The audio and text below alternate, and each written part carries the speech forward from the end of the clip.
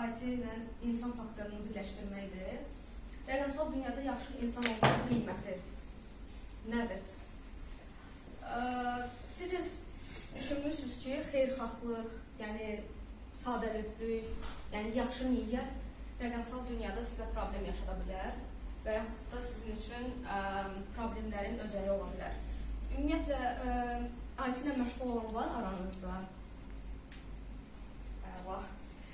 Əla. Bu təqdimatda nəyə öyrənəcəksiniz? Ən yaxşı keyfiyyət, etimad, yardımsevərlik, paylaşım, onlar dünyada bizi nə kimi çətinliklərlə baş-başa buraxır. Təhlükə təkcə hücum tərəfdən deyil, insan psixologiyasında hədəf alır. Yəni, düşünün ki, hackersınız, yəni harası hücum eləməklə məşğulsuz və ilk öncə siz nəyi araşdırarsınız? Zəif tərəfləri araşdırarsınız. Bəs insan faktorunda nəyi axtararsınız? Ən panik olan, ən qorxan. Ən qorxağı axtararam, düzdür. Bir sualla başlayaq. Özünüzə yaxşı insan deyirsiniz. Yaxşı insan deyən var özünə. Yaxşı insan. Siz yaxşı insansınız. Siz birinci olacaqsınız. Yaxşı, əksəriyyətimiz bəli deyəcəyik, düzdür, mən yaxşı insanam. Məsələn, biz kiməsə kömək edirik, etibar qazanırıq və bu etibardan istifadə edirik. Amma rəqəmsal dünyada bu bizim ən yaxşı keyfiyyətimiz deyil, ən zəif keyfiyyətimizdir. Rəqəmsaldan baxaq, insan səhvi nələrə gətirib çıxardır. Qlobal phishing hücumları hər il 3,4 milyonu keçir dünya üzrə. Və məlumat pozuntusu, sosial mühəndislik, insan səhvi və yaxud da phishing, bunlar hamısı texnologiyanın və indiki dövrün ən təhlükəli mənbəyi sayılır. Burada kiçik bir test sizin üçün eləmişəm. Hansı saxtadır? Məsələn, korporativ maillərdən istifadə edirsiniz, düzdür, hər biriniz, və yaxud da sizə mail gəlir, və yaxud da siz kiməsə mail göndərirsiniz. Burada baxaq, qanuni elektron poçt necə olur sizə? Məsələn, mövzu qoyulur ki, hesab yenilənməsi. Düzdür, hörmətli müştəri hesabın təhlükəsizliyi üçün daxil olub şifrəni yeniləməlisiniz və digər tərəfdə isə göstərir ki, təcili hesabınız bloklanacaq, cəld hesabınızı 24 saat ərzində şifrəni yeniləyin və qeydiyyatdan keçirin. İlk öncə bir insan olaraq, yəni IT-dən uzaq bir şəxs olaraq düşünsəniz, hansı meylə baxarsınız? İkinci meylə baxarsınız. Bəs bizdə iş yerində belə göndərildi, texnik şöbə. Texnik şöbə belə meyl göndərildi. Çünki o sözü baxmırlar. Burada təcili, yanlış yazılmış domen və emosional tətikləyici deyirlər. Yəni sizi manipulyasiya edir ki, təcili olaraq bura daxil olaraq bu problem yaşayacaqsan, düzdür? Referanslar və alətlərdən danışmaq istəyirəm. Biz öz təhlükəsizliyimizi necə qoruya bilərik? Yəni, insan faktorunu necə azalda bilərik IT-də? Hesablarımızı qorumaq üçün Bitwarden, yəni bu mənim istifadə elədiyim birinci proqramdır. Hansı ki, parollarımızı orada yaddaşda saxlayırıq və bir dənə mail əsas parolumuz olur. O parolu unutsaq, bütün şifrələrimiz getdi.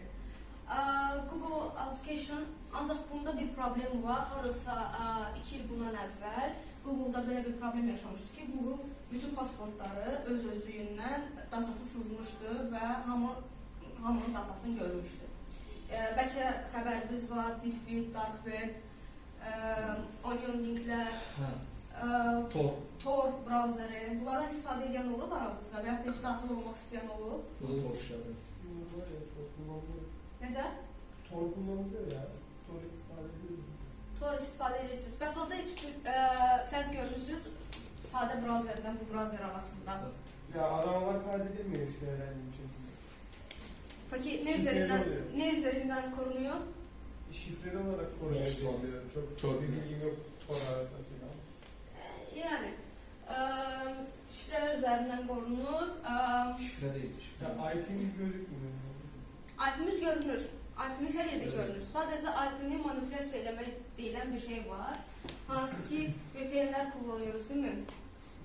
VPN ne yapıyor? Bir servere bağlanıyor, o serverin IP'sini global'a çıkartıyor değil mi? Evet. Yani bunu da öyle sayabiliriz. Hiç düşünmüşsünüzmü ki phishing'i necə aşkar edə bilərik? Ancaq üstündə belə görünür, amma genel mətni ancaq. Phishing saytları ancaq. Bəs heç simulation qurmaq istəmirsiniz ki, mən phishing maili hazırlayım və kiməsə göndərib, kimsə yoxlayım ki, bu adam ora düşəcək ya yox. Şəkilin arxasını yerləşdirir. Şəklin arxasına yerləşdirmişsiniz, əla. Bəs keyloggerdir, viruslardır, bunlar haqqında məlumatınız var, bunlar bizə necə bir təhlükə yaradır? Heç kompüterimize virus düşüb. Olur.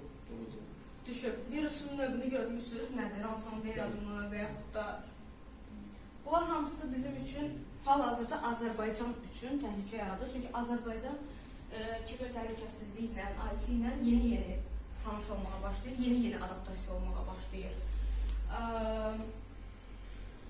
LinkedIn təhlükələri, sosial medyamız. Sosial medyamız bizim ən vacib açarımız elə bil ki, evin açarıdır. LinkedIn təhlükəsi, Instagram, Twitter, LinkedIn. Heç peşəkarlara, burada aramızda peşəkarlar oturub və LinkedIn premium işlədənlər var yəqin ki, və yaxud da ki, ümumiyyətlə tanınan insanlar var. Sizə heç maillər, LinkedIn üzərində mesajlar gəlir ki, sertifikat satırıq və yaxud da vendorluq təklif edirik və yaxud da işə qəbul edirik, bəli, belə təkliflər gəlir yəqin ki, hər birinizə. Bu da peşəkar profil tanımaq üçün ən basic, ən sadə manipulyasiya yoludur və biz insanları manipulyasiya edirik.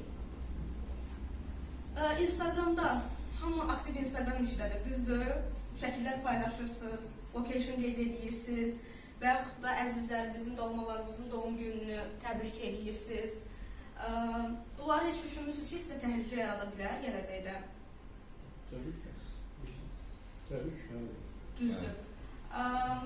Hətta belə bir, dünən qarşıma belə bir video çıxdı. Sosial mühəndislik necə işləyir? Xanıma yaxınlaşırlar intervyu üçün ki, sizin adınız nədir, nə işlə məşğulsuz, sevdiyiniz heyvan varmı, evdə heyvan saxlayırsınızmı, heyvanınızın adı nədir, Instagramınız nədir, sizə videonu göndərək. Çəkdiyimiz videonu, intervyunu göndərək. Xanım hər şeyi deyir, bütün dataları deyir. Sevdiyim heyvan adı, neçənci ildə doğulmuşam, harada nə şəkil paylaşmışam. Yəni bu da sırf təhlükənin başlandığı yerdir insan faktorunda. Yaxşı insan kimdir? Sizə etibar edən, yoxsa kömək edən, yoxsa paylaşan?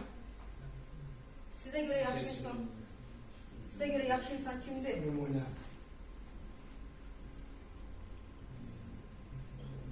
Paylaşan. Davranışlara nümunə lazım. Bunların içində kömək edən bir Kömək edən. Bir mesaj gəldikdə və yaxud da bir çətinlik olduqda siz ona kömək edirsiniz, düzdür? Yəni, sahədə də bu kömək bunu nəzərdə tutur ki, məsələn, mənim işlədiyim bir şirkət var idi, hər kəsi tanıyır o şirkəti, yemək pizza şirkətidir. Pizza şirkətinə belə bir mail gəlmişdi, güya rəhbərliyin adından, rəhbərliyin adı soyadı ilə, sadəcə fərqli bir hərf səhv var idi, hərf dəyişdirilmişdi. Hətta Microsoft'un bir şeyi var idi, bəlkə görmüşsünüz. Microsoft'u 2 dənə R-nı eləyib oxşatmışdılar. Elə bir mail gəlmişdi ki, bəs filialda işləyən bir işçiyə 200 manat kömək lazımdır, atası xəstədir və o xəstəxanadadır, təcili ona pul köçürtməliyik də, avans kimi. Və adamlar da tez tələsik həmin adamı tanıyırlar, filial dəqiqdir və göndərirlər. Pul yoxdur ortada, həmin adamın xəbəri yoxdur, heç kimin məlumatı yoxdur. Siz bir HR olaraq və yaxud da siz bir orada işləyən, maillərə baxan bir insan olaraq ilk neyini yersiniz? Birinci rəhbərə zəng edirəm. Zəng. Telefonla. Aha, sonra neyini yersiniz? Həmin adama zəng edirəm. Vəziyyət nə yerdədir? Həqiqətən elə bir hal varmı və yaxud da yoxdur. Bugünün gündəmi olan phishingdir, sosial mühəndislikdir və həddindən artıq paylaşımdır, lazımsız və lüzumsuz paylaşımlardır, hansı ki, özümüzü kiməsə göstərmək üçün və yaxud da mən yaxşıyam, mən belə layihələrim, belə uğurlarım var. Bunlar hamısı sizin üçün bir müddətdən sonra təhlükəyə yol açır. Sonra hamı mənə qınayır. Yeni paylaşımlarını görmüşsün. Yox, baxmamışam. Məsələn, bax burada elə mən dediyim məsələ sırf real həyatdan götürülmüşdü. 28 yaşlı bir HR mütəxəssisinə korporativ görünümlü e-poçt gəlir ki, bəs nədə olmadı, xəstəxanadadır, kömək göstərin. Xeyirxahlıq və sadəlövlük. Xeyirxahlıq məncə şüurlu bir seçimdir. Yəni, özün şuurunla dərk edirsən ki, kiməsə yaxşılıq eləməliyəm, kiməsə yardım eləməliyəm, düzdür. Ancaq sadəlövlük bu bizim canımızda olan bir şeydir. Yəni biz bunu dəyişə bilmirik. Əgər insanın xarakteri sadəlövdürsə, insan necə deyim, bu genlə gələn, necə deyim, ailədən gələn bir prosesdir ki, mən sadəlövməmsə, anam da sadəlövdür, anam sadəlövdürsə, atam da sadəlövdür. Yəni bu dəyişməyən bir paradoksdur. Şərtsiz ki, sadəlövlük bir etibarsızlıqdır. Hər xahişi yerinə yetirmək, hər istəyi yerinə yetirmək, hər bir mesaja cavab vermək bu sizin üçün bir risk yaradır. Doğrulama mədəniyyəti iki təhlükəsiz perspektivi.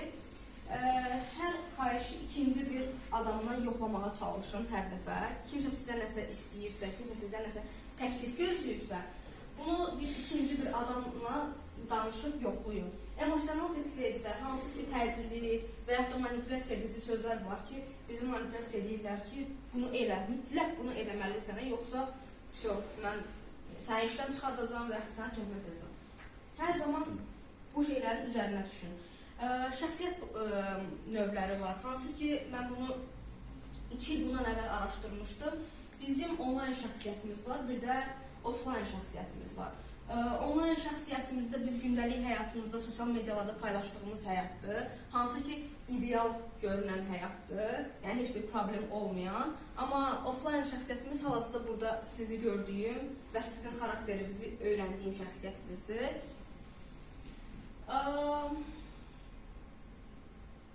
Praktiki tövsiyələrdə, hansı ki, dedim sizə, biraz qısa tutmağa çalışıram ki, vaxtdan çox getməsin. Xeyr demək hər zaman sizi pis eləməz. Bəzən çalışın ki, qarşılaşdığınız situasiyalarda xeyr deməyi bacarın. Çünki xeyr sizi bəlkə də həyatınızı xilas edə biləcək bir addım ola bilər. Amma bu o demək deyil ki, yaxşı insan olmaqdan vaz keçmək lazımdır, yaxşılıq etmək lazım deyil. Sadəcə, necə? Yaxşı insan olmaqdan vaz keçmək lazım deyil. Məqsəd daha az insan olmaq deyil, daha ağıllı, daha necə deyim, məsuliyyətli insan olmaqdır. Hələ ki, korporativ şirkətlərdə, dövlət müəssisələrində çalışırsınızsa. Yəni, mən bu arada sizi soyutmağa çalışmıram ki, Instagramda post paylaşmayın, LinkedIn'də post paylaşmayın və yaxud da həyatınızı ancaq offline yaşayın, heç kimə heç nə göstərməyin. Xeyr, sadəcə necə ki, kompüterlərimiz antiviruslarla qorunur, bizim beynimizdə, bizim düşüncələrimizdə bizi qoruyur. Yəni, nə qədər ağıllı düşünsək, bir o qədər digərlərindən bir addım öndə ola bilərik. Son mesajımız, yaxşı ol, amma gözlərini aç. Gözlərini aç nədir? Hər şeyə inanma, hər kəsə inanma və hər şeyi detallı düşünüb daha sonra qərar ver. Yəni, bir işi görmək istəyirsənsə, birinci fikirlər, daha sonra cavabı göndər. Bu qədər.